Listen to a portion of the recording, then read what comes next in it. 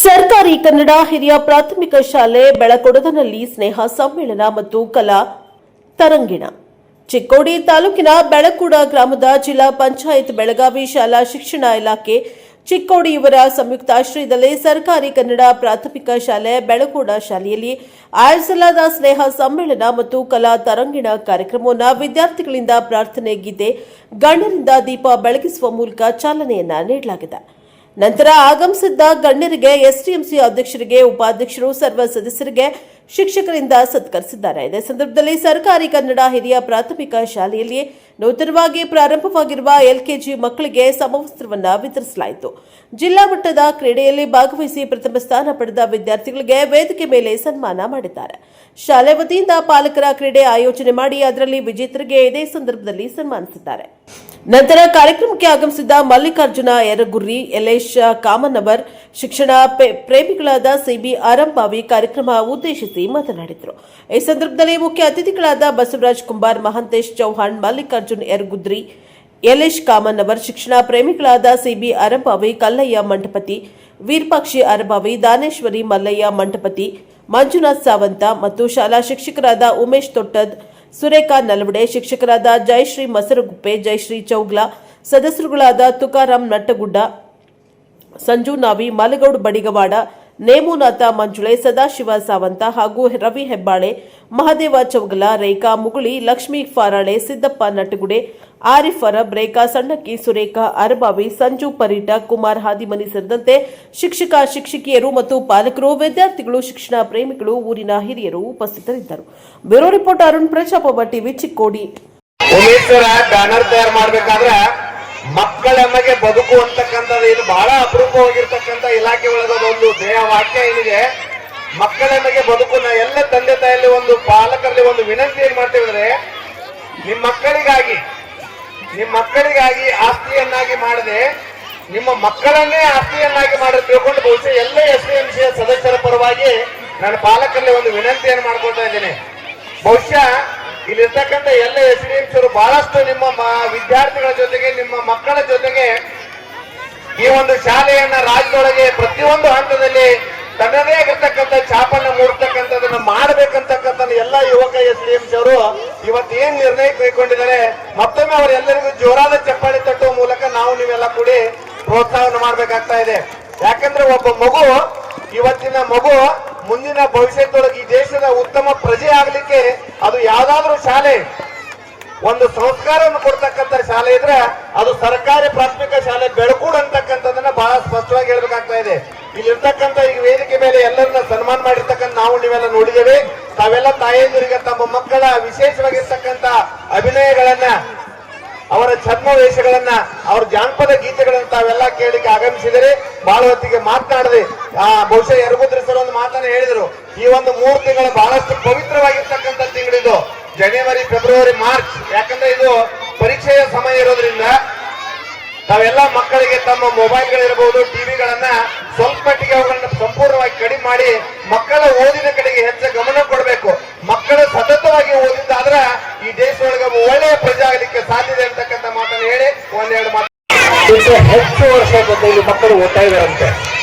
ಜೊತೆಗೆ ಈಗ ಸಿಂಧೇಶ್ವರ ಜೊತೆಗೆ ಮಾತಾಡುವಾಗ ಒಂದಿಷ್ಟು ವಿಷಯಗಳನ್ನ ಹೇಳಿದ್ರು, ನಿಮಗೂ ಗೊತ್ತಿರಬಹುದು.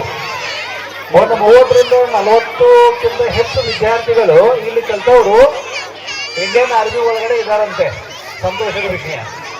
ಒಂದಿಷ್ಟು ಜನ ಇಂಜಿನಿಯರ್ಸ್ ಇದ್ದಾರೆ, ಆಮೇಲೆ ಕೆಲವರು ನೀಟ್ ತಯಾರಿ ಮಾಡ್ತಾ ಇದ್ದಾರೆ, ಹೆಣ್ಮಕ್ಳು ಸಹಿತ BSF ದಲ್ಲಿ ಹೋಗಿದ್ದಾರಂತೆ, ರಾಜ್ಯ ರಾಷ್ಟ್ರೀಯ ಮಟ್ಟದಲ್ಲಿ ಕೆಲವೊಂದಿಷ್ಟು ಜನ ಹೆಸರು ಮಾಡಿದಾರಂತೆ. ಅದ್ರ ಜೊತೆಗೆ ಕಳೆದ ವರ್ಷ SSLC ವಾರ್ಷಿಕ ಪರೀಕ್ಷೆಯಲ್ಲಿ ತಾಲೂಕಿನಿಂದ 3 ವಿದ್ಯಾರ್ಥಿಗಳಿಗೆ ಬಹುಮಾನವನ್ನು ಕೊಟ್ಟಿದ್ರು.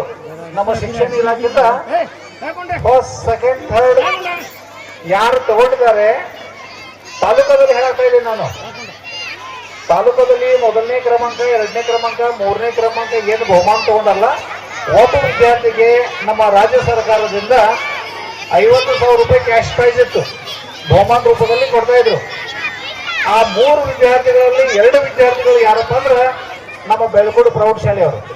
ಅಂದ್ರೆ ಪ್ರಾಥಮಿಕ ಶಾಲೆಯಲ್ಲಿ ಚಲೋ ಶಿಕ್ಷಣ ಪಡ್ಕೊಂಡು ಹೈಸ್ಕೂಲ್ನಲ್ಲಿ ಬಂದು ಹೈಸ್ಕೂಲ್ನಲ್ಲಿ ಸಹಿತ ಚಲೋ ಶಿಕ್ಷಣ ಪಡ್ಕೊಂಡು ತಾಲೂಕಿಗೆ ಪ್ರತಿಭಾವಂತ ಅನ್ಸ್ಕೊಂಡಾರ.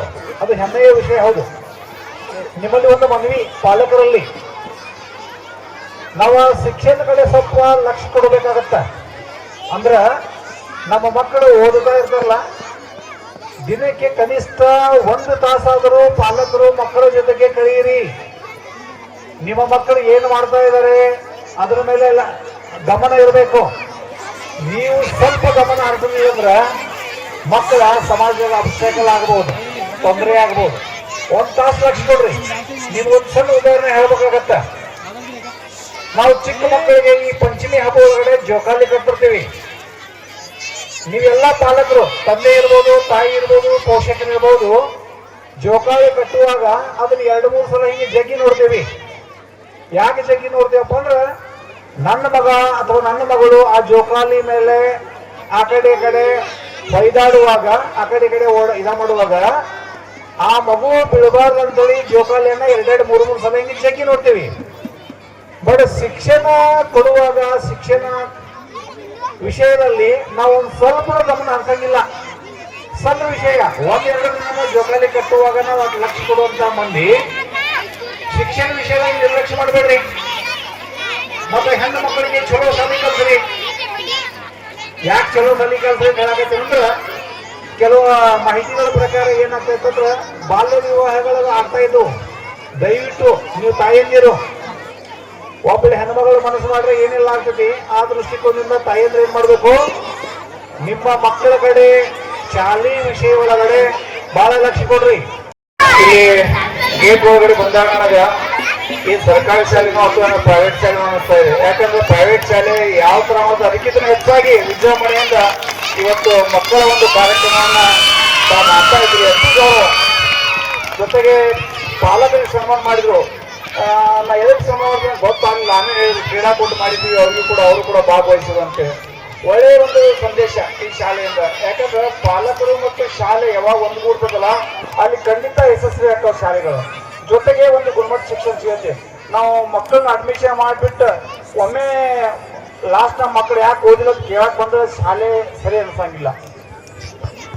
ಶಾಲೆ ಜೊತೆ, ಶಿಕ್ಷಕರ ಜೊತೆ ನಾವು ನಿರಂತರವಾಗಿ ಸಂಪರ್ಕ ಇಟ್ಕೊಂಡು ಶಾಲೆಗೆ ಆಗಬೇಕಾದಂತಹ ಸೌಲಭ್ಯಗಳನ್ನ ಕೊಡಿಸುವಲ್ಲಿ ನಾವು ಪಾತ್ರ ವಹಿಸಿದ್ದಾದ್ರೆ ಖಂಡಿತ ಸರ್ಕಾರಿ ಶಾಲೆಗಳು ಉಳಿತಾವ, ಬೆಳಿತಾವ. ಇವತ್ತು ಸಾಕಷ್ಟು ಸರ್ಕಾರಿ ಶಾಲೆಗಳು ಬಂದ್ ಆಗ್ತಾ ಇದ್ದಾವೆ ಮಕ್ಕಳ ಸಂಖ್ಯೆ ಕೊರತೆಯಿಂದ. ಅಂತ ಪರಿಸ್ಥಿತಿಯಲ್ಲಿ ಕೂಡ ಬೆಳಕೂರು ಶಾಲೆಯಲ್ಲಿ ಒಳ್ಳೆ ರೀತಿಯಾದಂತಹ ಸರ್ಕಾರಿ ಶಾಲೆ ವಾತಾವರಣ ಇದೆ ಅಂತಂದ್ರೆ ತಾವೆಲ್ಲರೂ ಇಲ್ಲಿ ಇರ್ತಕ್ಕಂಥ ಶಿಕ್ಷಕರು ಪುಣ್ಯವಂತರು ಅಂತೇಳಿ ನಾನು ಭಾವಿಸ್ಕೋತೀನಿ. ಯಾಕಂದ್ರೆ ಇಂಥ ಪರಿಸ್ಥಿತಿಯಲ್ಲಿ ಕೆಲಸ ಮಾಡೋದು ಬಹಳ ಖುಷಿ ವಿಚಾರ.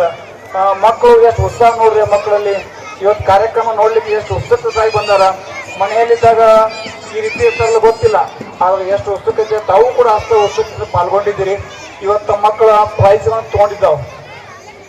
ಕೆಲವು ಮಕ್ಕಳು ಪ್ರೈಸ್ ತಗೊಂಡಿಲ್ಲ. ಆದ್ರೆ ಪ್ರೈಸ್ ತಗೊಂಡವ್ ಶ್ರೇಷ್ಠ, ಪ್ರೈಸ್ ತಗೊಂಡು ಶ್ರೇಷ್ಠ ಅಂತಲ್ಲ. ಎಲ್ಲ ಮಕ್ಕಳು ಸಮಾನರೇ, ಖಂಡಿತ ಸಮಾನರೇ. ನಾವು ಕೂಡ ಶಾಲೆ ಕಲಿತಿದ್ದಾಗ ನಾವೆಂದೂ ಸ್ಟೇಜ್ ಒಂದು ಪ್ರೈಸ್ ತಗೊಂಡಿಲ್ಲ. ಅವ್ರು ಹೆಂಗೆ ಕೂಗ್ ಬರ್ತಿಲ್ಲ ಹಂಗೆ ಕೂಗ ಬರ್ತಿದ್ದೀವಿ. ಎಂದೂ ಪ್ರೈಸ್ ತಗೊಂಡೇ ಇಲ್ಲ. ನಾವು 10ನೇ PUC ಡಿಗ್ರಿ ಮುಗಿತಕ್ಕ ಒಂದು ಪ್ರೈಸ್ ತಗೊಂಡೇ ಇಲ್ಲ. ಪ್ರೈಸ್ ತಗೊಂಡಿದ್ರು ನೌಕರಿ ಮೇಲೆ ಪ್ರೈಸ್ ತಗೋಕತ್ತಿದ್ದು. ಅಂದ್ರೆ ಯಾವ ಮಕ್ಕಳು ಕೂಡ ಪ್ರೈಸ್ ತಗೊಂಡ್ರು ಶ್ರೇಷ್ಠ ಅಲ್ಲ, ಪ್ರೈಸ್ ತಗೊಂಡ್ರು ಶ್ರೇಷ್ಠ ಅಂತಲ್ಲ. ಎಲ್ಲ ಮಕ್ಕಳು ಸಣ್ಣತನ ಇರೋದು. ಒಂದೊಂದು ಮಕ್ಕಳು ಒಂದೊಂದರಲ್ಲಿ ಸಣ್ಣ ತಮ್ಮ ಪ್ರತಿಭೆಯನ್ನು ವ್ಯಕ್ತಪಡಿಸಿರ್ತಾರೆ. ಅದಕ್ಕಾಗಿ ದಯಮಾಡಿ ಎಲ್ಲ ಗ್ರಾಮಸ್ಥರಿಗೆ ಸೇರ್ಕೊಂಡಿದ್ದೀರಿ, ಪಾಲಕರಿದ್ದೀರಿ, ಹಿರಿಯರಿದ್ದೀರಿ.